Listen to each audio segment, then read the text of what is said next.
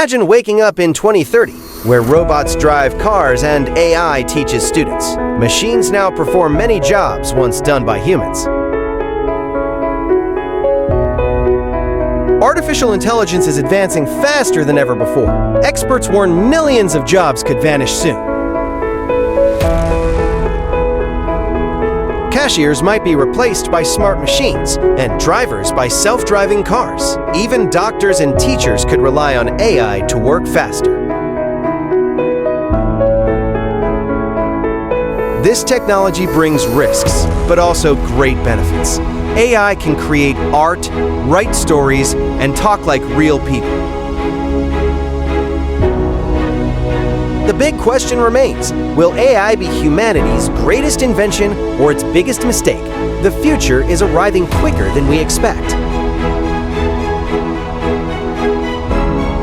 What do you think about AI's role in our lives?